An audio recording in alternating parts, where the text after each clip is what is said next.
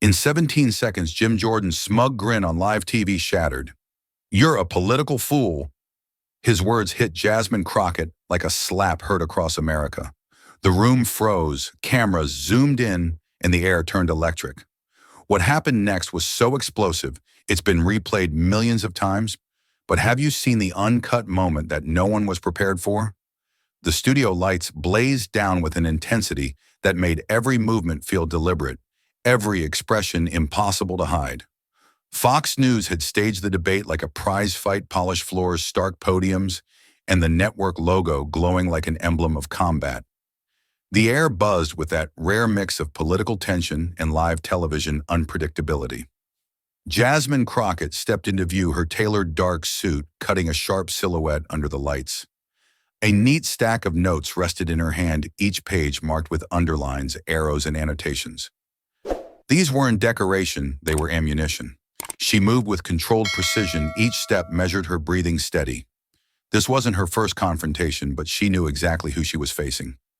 Jim Jordan's reputation preceded him, the bulldog of Capitol Hill, quick to interrupt, quicker to insult. Across the stage, Jordan was already in position, leaning into the lectern with his sleeves rolled high. He projected an air of casual defiance, the smirk on his face a calculated warning. It wasn't just confidence, it was provocation. The host wasted no time in starting the debate. Jordan opened first, his voice carrying that mix of Midwestern charm and sharpened steel. He spoke about reckless spending and politicians out of touch with the real America. Then came the pause, deliberate, heavy. Jordan turned toward Jasmine, letting his words cut deep. Too many career politicians pretend to be lawyers when they're really just playing dress-up for the cameras. The insult landed like a sudden drop in temperature. Producers in the control room exchanged knowing glances. They'd seen Jordan use this tactic before, but they also knew Jasmine was not the type to back down. She didn't flinch. Instead, she set her pen down on the podium with a calm, deliberate motion. Her eyes locked on Jordan, her face unreadable.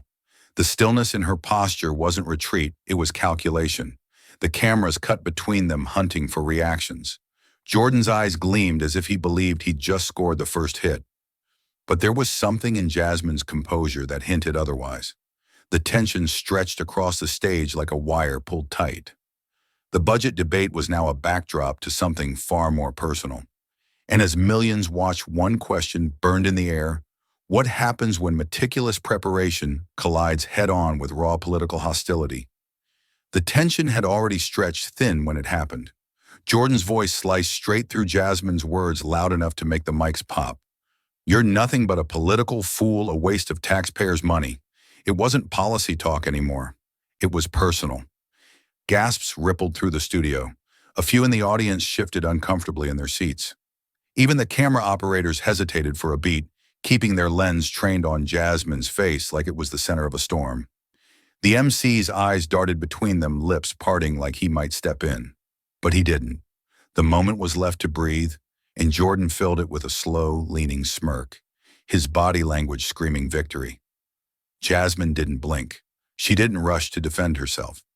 She lowered the pen to the podium with careful precision. The faint tap echoed in the silence. Her gaze pinned Jordan in place, not with shock, not with anger, but with a cool, measured focus. It was the stare of someone mapping every weakness. Her gaze pinned Jordan in place, not with shock, not with anger, but with a cool, measured focus. It was the stare of someone mapping every weakness. Jordan shifted his weight, the faint rustle of fabric carrying in the tense air. He mistook that stillness for surrender. He mistook that stillness for surrender, like she was studying a target, not an opponent. Jordan tilted his head, almost amused. He believed silence meant retreat. He had no idea he was standing in the middle of a trap. The air shifted, the kind you feel before a storm. Every second of her stillness pulled the tension tighter, daring him to fill it with more arrogance. Producers in the control room stopped talking over their headsets. This was the kind of moment they couldn't script, raw, unpredictable, and dangerous. Viewers at home leaned closer to their screens, drawn in by the weight of the pause. Jordan crossed his arms, his grin settling deeper. He thought the insult had landed. He thought he'd claimed the moment. But Jasmine was in no hurry. She knew the power of letting an opponent overplay their hand. The longer she stayed quiet, the more his words echoed in the room, not as truth, but as cruelty. Her fingers brushed the edge of the podium, slow and deliberate. The mic picked up the faint sound of her breath. Her gaze never left him. The MC swallowed hard eyes, flicking to the clock. Time felt suspended. The audience didn't dare cough. When Jasmine finally inhaled, it was unhurried, almost serene. She leaned just a fraction closer to the microphone. And in that moment, everyone understood her answer would not be rushed, and it would not be small. This wasn't over. Not by a long shot. And somewhere deep in the minds of everyone watching, one question burned hotter with each passing heartbeat. When someone strips you of dignity in front of millions, do you hit back or hold your fire? The silence was still hanging in the air when Jasmine finally moved. She straightened her back, leaned into the mic, and began to speak, not fast, not defensive, but steady. Her voice cut through the room with the weight of someone who knew exactly where she stood. She didn't address the insult. Not directly. Instead, she began listing her academic record, each degree, an honor placed like a chess piece on the board. Law school graduate, honors in constitutional studies, a record of winning complex cases that others wouldn't touch. Her eyes stayed on Jordan the entire time. She spoke of defending marginalized communities, of cases that protected voting rights and stopped wrongful evictions. Every example was a quiet reminder that she had fought and won in arenas far tougher than this stage. The camera moved in on Jordan's face. For the first time that night, his smirk faltered. His jaw tightened. The confident lean against the podium shifted into something more rigid. Jasmine kept going, her tone measured, unshaken. She talked about fighting for families who couldn't afford representation, about standing in courtrooms where the odds were stacked 10-1. Every word landed like a controlled strike, not to knock him down, but to strip away his illusion of dominance. Jordan tried to cut in, his voice rising to reclaim the floor. "This isn't about your resume," he said, his words sharp, almost desperate. But she didn't blink. She let him speak over her for a moment, then spoke again, this time with the authority of a gavel dropping.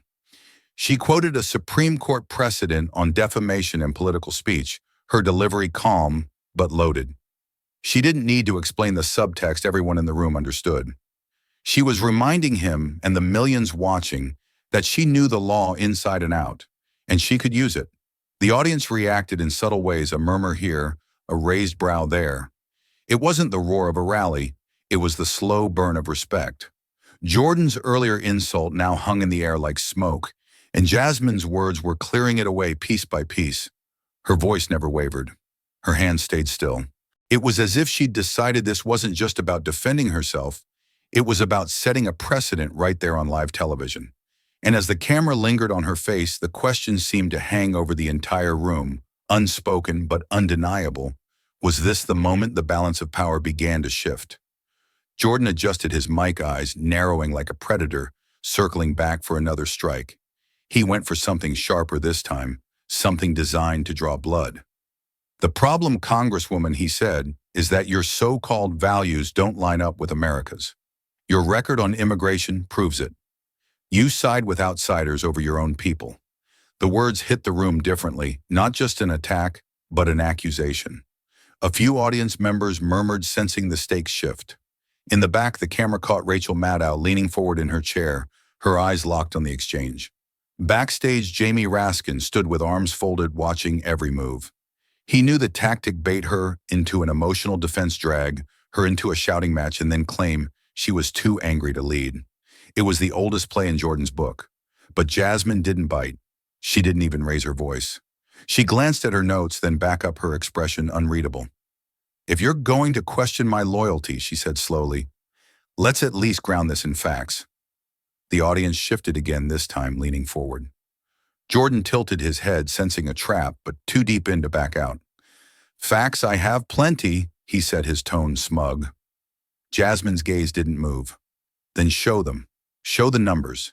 Tell the American people exactly which policy, which bill, and which vote proves what you're claiming." Her voice was calm, but there was an edge there, the kind that left no room to squirm. Jordan hesitated just long enough for cameras to catch it. He shuffled the papers on his podium, looking for something that wasn't there. The silence stretched a beat too long.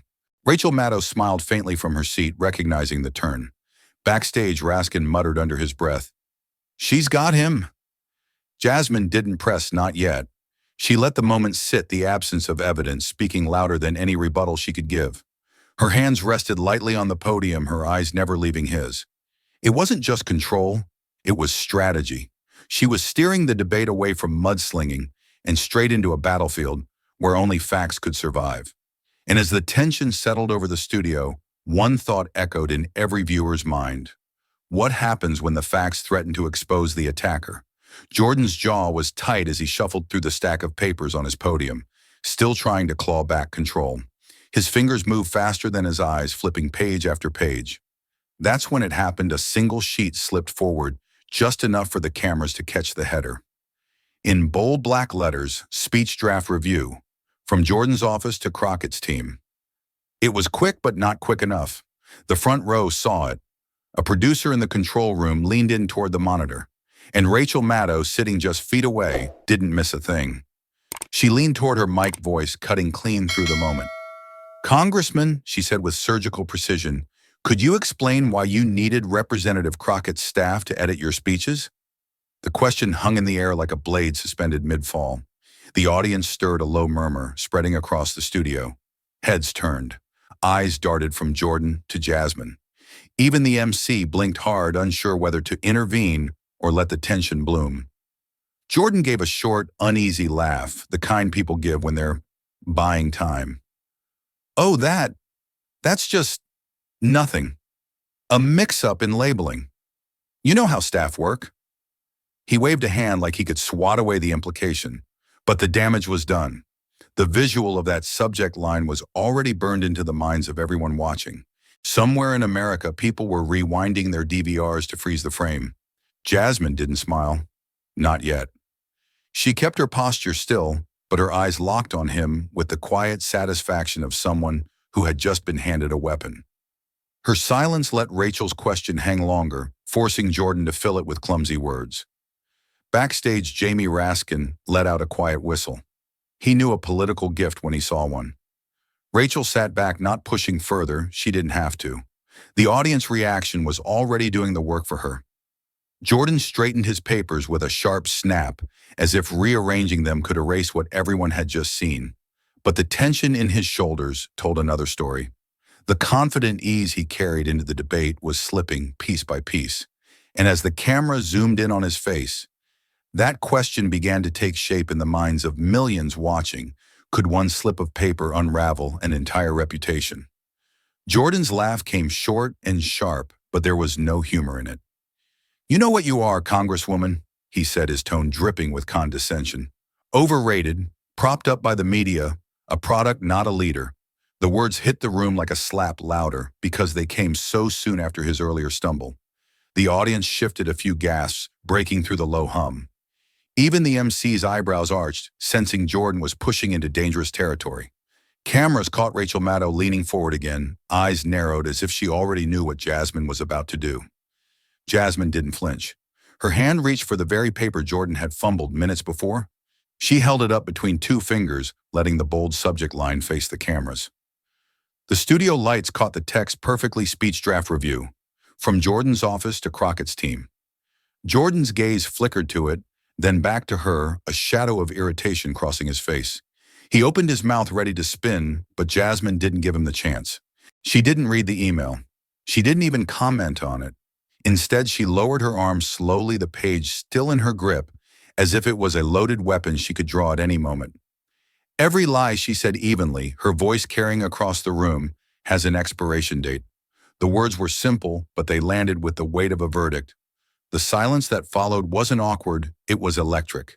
The audience leaned forward, waiting. They wanted her to go further, to drop the hammer right there. But Jasmine stayed still, her expression calm, eyes locked on Jordan like she was daring him to take one more step toward the cliff. In the control room, a producer mouthed to a colleague, "She's saving it." Backstage, Jamie Raskin smiled knowingly, recognizing the long game. This wasn't about winning one exchange. It was about setting up the blow that couldn't be dodged. Jordan shifted his stance, trying to cover his discomfort with another smirk. But it didn't land the same way. Not after that. The cameras caught every micro expression, every blink, every twitch in his jaw. and as the moment stretched, the studio felt like it was holding its breath. The paper stayed in Jasmine's hand, the truth inside it locked away for now. The question wasn't if she would use it, it was when. How long can one person hold the truth before unleashing it? Jordan leaned in, his voice cutting through the air like a blade. This is what you do, Congresswoman, political stunts. You're not here to lead. You're here to perform. The words dripped with disdain, each one meant to paint her as nothing more than a headline chaser. The audience shifted uneasily, sensing they were heading into dangerous territory. Cameras tightened their focus on Jasmine's face, looking for a crack, a flash of anger, anything. But she didn't blink. Instead, she straightened the paper still in her hand, its header catching the studio lights. Her tone was calm, almost too calm. Let's show the American people what's in these emails right now. The words landed like a thunderclap. A low ripple of shock moved through the crowd. Even the MC froze, glancing off stage toward the producers. This wasn't just another jab. It was a direct invitation to detonate the debate.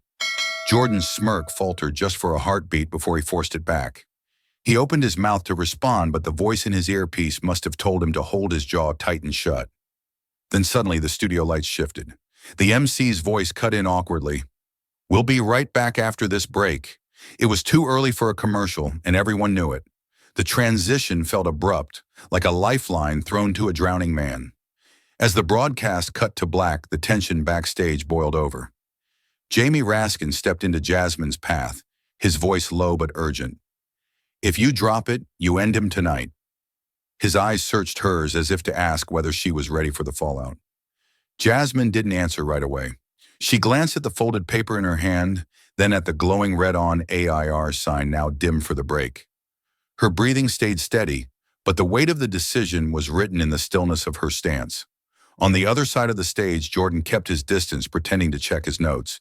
But every few seconds, his eyes darted toward her, as if trying to read her next move. The crew hustled, counting down to the return.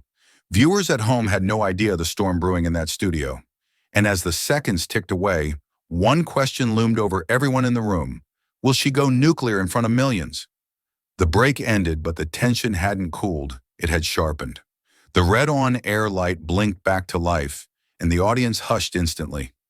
Jasmine stood tall at her podium, the folded paper gone, replaced by a sleek silver laptop she'd pulled closer during the break. She didn't waste a word. With one smooth motion, she connected her laptop to the studio's main display. The giant screen behind them flickered, then locked into a single image, an email. The subject line was the same as before, but now the body was visible. At the top, in bold black letters, it read, "Thanks for making me sound smarter, Jim."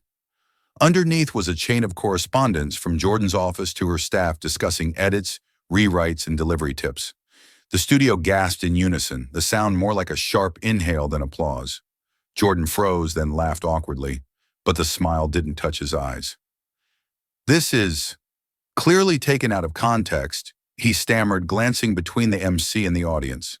His voice carried less steel now, more scramble, more edge. The MC stayed silent, looking almost as stunned as the crowd. Jasmine didn't rush. She stood still, letting the words on the screen do the work. Cameras zoomed in, capturing every pixel of that email, so viewers at home could read it themselves. On Twitter, clips were already appearing. Someone had recorded the moment off their TV and posted it with the caption, "This just happened." Wow. Within seconds, retweets piled up. In the control room, a producer mouthed, "It's blowing up already." Jordan tried again, his tone sharper now. Anyone can pull a line out of an email. But his voice cracked mid-sentence, and he knew it. He looked down at his podium, flipping papers that couldn't save him. Jasmine finally spoke. The American people deserve to know who's speaking for them and who's speaking with someone else's words. She didn't raise her voice, but every syllable landed like a nail sealing a coffin. The audience didn't cheer. They didn't need to. The silence that followed was louder than any applause. And as the screen lingered on those 10 words, "Thanks for making me sound smarter, Jim," one question spread across the country, faster than the clip itself. Can a single sentence destroy a career? For a moment, the studio stayed frozen, the words on the big screen hanging in the air like smoke. Then it started, a single pair of hands clapping, then another, until the sound rolled through the audience. It wasn't wild cheering. It was slow, deliberate applause, the kind that said they just witnessed something undeniable. Jasmine didn't bow, didn't smile. She simply stepped back from the mic, letting the reaction breathe. The camera caught Jordan shifting in his stance, his eyes darting toward the crowd, then back at her. His jaw tightened like he was grinding down on his own frustration. Rachel Maddow leaned toward her mic, her voice calm but cutting. "Congressman, you've seen the email. The words are yours. How do you square that with the integrity you claim to stand for? And are you willing to address whether this meets the definition of plagiarism?" Jordan gave a short, sharp laugh, the kind that didn't hide his irritation. "This is nothing. Staffers share drafts all the time. This is a circus, and I'm not playing along." His tone was dismissive, almost sneering, as if brushing away the question could make the evidence vanish.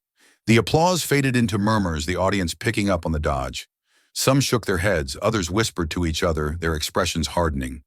The air in the studio was shifting, no longer a tense stalemate, but a slow tilt in Jasmine's favor. Rachel pressed again. "But Congressman, if you're so confident, why not address the words themselves? Why not explain to the American people why you thanked her staff for making you sound smarter?" Jordan's smile flattened into something colder. "I don't owe anyone an apology. Not her, not the media, not you." The defiance in his voice was clear, but so was the crack in his composure. Jasmine didn't move, but her silence said everything. She knew the arrogance was doing her work for her now. Every refusal, every smirk, every clipped answer was feeding the audience's sense that they were watching a man dodge the truth in real time. By now, the studio energy was no longer balanced. It leaned heavily toward her, each moment widening the gap. And as the camera pulled back to capture the two of them side by side, one question burned hotter than the lights above their heads.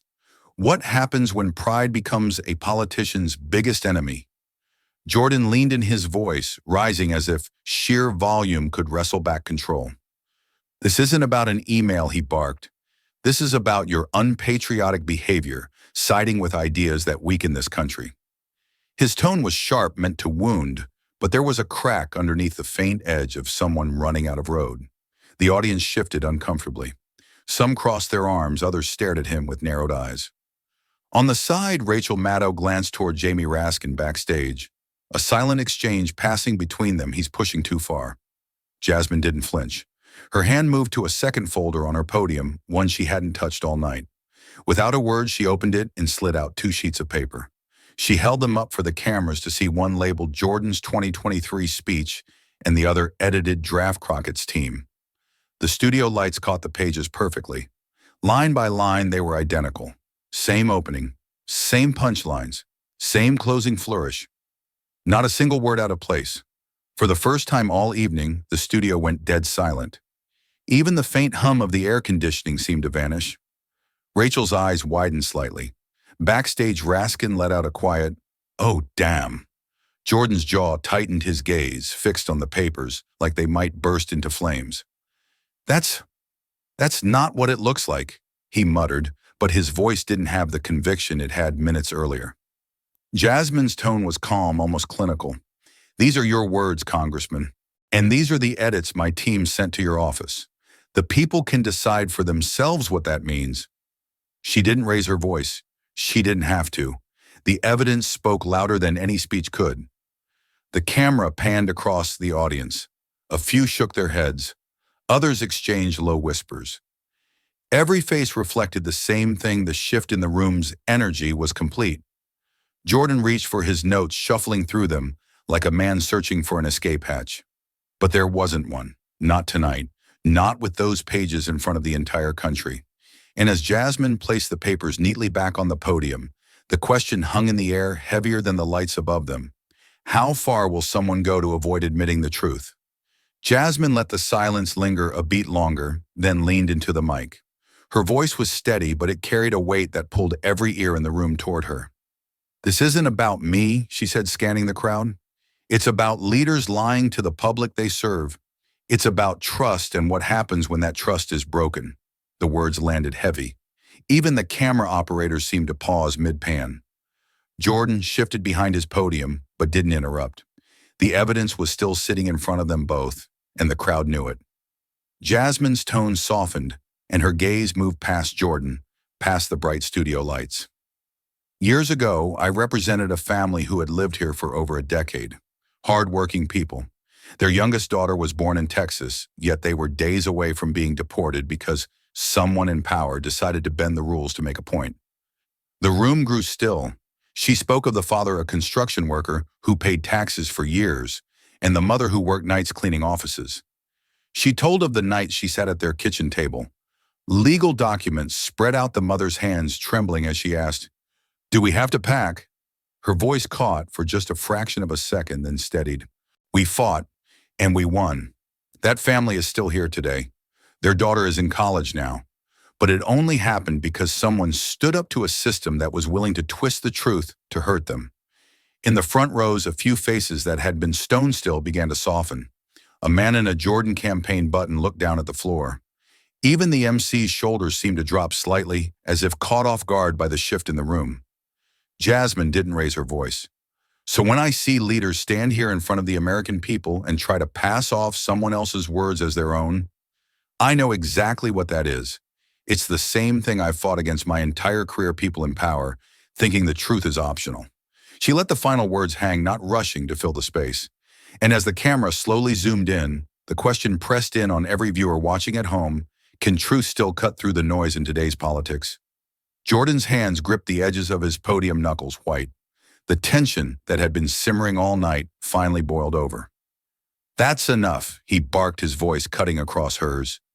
"You don't get to stand here and lecture me about truth." His tone wasn't sharp anymore. It was loud, raw, and ragged. Jasmine kept speaking, but Jordan pushed harder, his voice rising over hers. "You twist facts, you grandstand, you."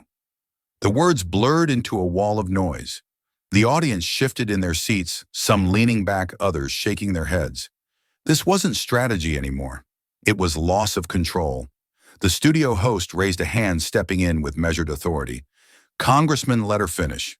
The warning was clear, but Jordan ignored it, his voice thundering again. "No, I won't sit here and let this."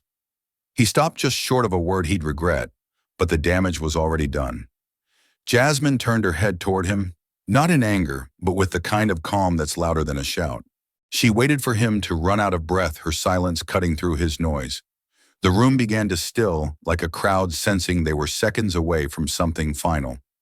Then she spoke, her voice steady and unshaken. "If defending truth makes me a fool," she said, eyes locked on his, "then I'll gladly wear that title, because history remembers the fools who were right." The words didn't just land.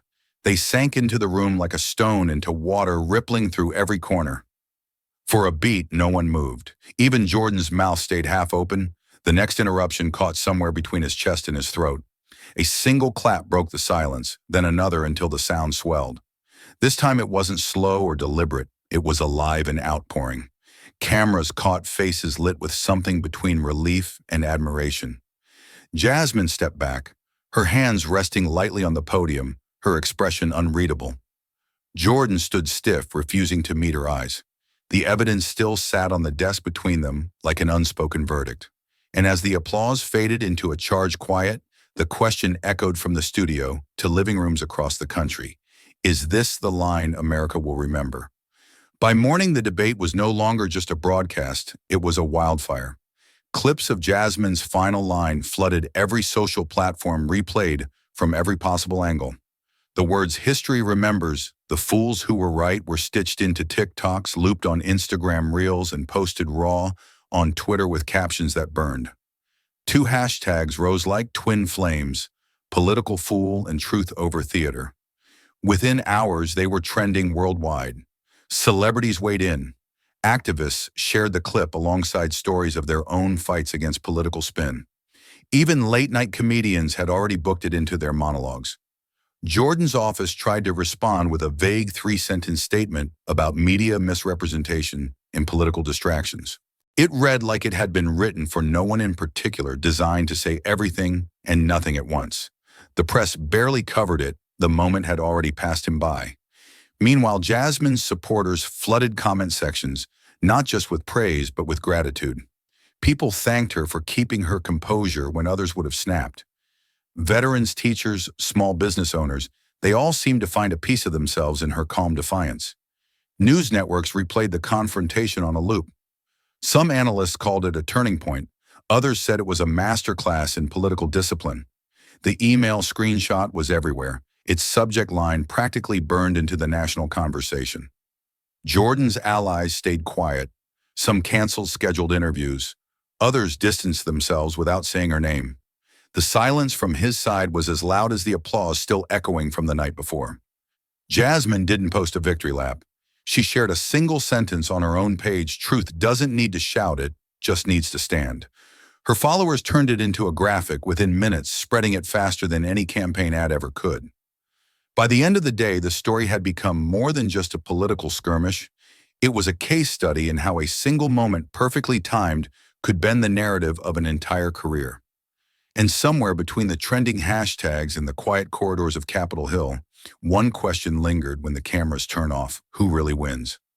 The Capitol was quiet now, its marble halls stripped of the noise and heat from earlier. Jasmine sat alone in her office, the city lights spilling through the blinds in broken stripes. Her jacket was draped over the chair, her notes from the debate still stacked neatly on the desk. The adrenaline had faded, leaving a stillness that felt heavier than silence. Her phone buzzed with a string of missed calls and voicemails. Civil rights leaders she'd admired for years had left messages, voices filled with pride, telling her she had done what many were too afraid to do.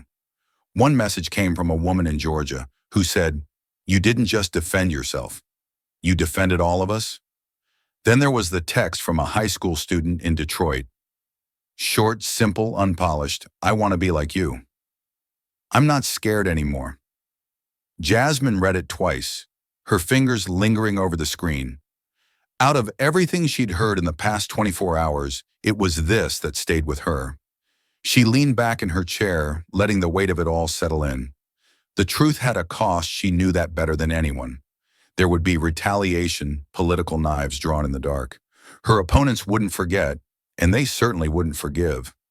The office was dim except for the glow from her desk lamp. The muted hum of the air conditioning was the only sound. She thought about the families she'd represented, the communities she'd stood for, the battles that had ended in victory, and the ones that hadn't. Tonight's win felt different. It was bigger and lonelier. She glanced at the framed photo on her bookshelf, her parents on the day she graduated law school, their smiles wide and unshakable. She wondered what they'd say if they'd seen her tonight standing her ground under the brightest lights in the country. The clock on the wall ticked past midnight. Jasmine reached for her jacket but paused, her gaze lingering on the city skyline beyond her window. The applause, the headlines, the trending hashtags, they would fade. But the fight for truth would still be there in the morning. And as she switched off the light, one question pressed in with the quiet: is victory worth the personal toll? The follow-up interview was set in a modest studio, nothing like the high-voltage debate stage from the night before. Jasmine sat across from the host, her posture straight, but her expression open. The lights were softer, the atmosphere calmer, but her words carried the same steel. "This wasn't about me versus Jim Jordan," she began. "It was about reminding America that power is a trust, not a weapon." The host nodded, but Jasmine wasn't speaking to him. She was speaking through the camera, straight into the living rooms and hands of people watching on their phones. When leaders forget that when they twist the truth to serve themselves, they betray more than their office. They betray the people who believed in them. A montage played over her words. Jasmine in a crowded community center, sleeves rolled up, listening to a grandmother explain the challenges of raising 2 grandkids alone. Shaking hands with a veteran outside a food bank. Kneeling to speak with a young girl in a brightly painted school hallway. Each moment was small, human, a reminder that her fight wasn't lived in headlines, but in places the cameras rarely go. Her voice returned over the images, warm but firm. "I've seen what happens when silence wins. I've seen it leave families broken, neighbors divided, communities forgotten. Silence may protect your comfort, but it never protects your people." The camera returned to her face. No smile, just the quiet resolve of someone who understood the weight of what she was saying. The truth is messy, it's inconvenient, and it's rarely easy to defend. But if we stop fighting for it, we lose more than arguments, we lose ourselves. The screen faded to black, her final line still echoing in the air. Text appeared over the darkness. Do you believe truth still stands a chance in modern politics? Comment your thoughts below. And somewhere in living rooms and offices and coffee shops across the country, people paused not because they agreed or disagreed, but because they felt it. Empathy, resolve, the unmistakable pull of a voice that refused to go quiet. True strength isn't measured by winning an argument, but by standing firm for the truth when it's under attack and you're standing alone. Like Jasmine, each of us will face moments where we must choose between the safety of silence and the risk of speaking up.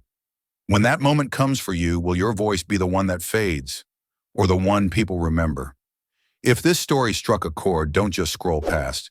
Like, share and subscribe to Hill Insights, where truth stands its ground and every voice matters. Tap the bell because the next story won't just uncover what's hidden. It might challenge what we believe. What moment in Jasmine's stand will you remember most? Drop your thoughts in the comments. Let's keep this conversation alive and make sure the truth echoes far beyond tonight. This dramatized story is inspired by real struggles and real people. All characters and dialogue are fictionalized for commentary and education.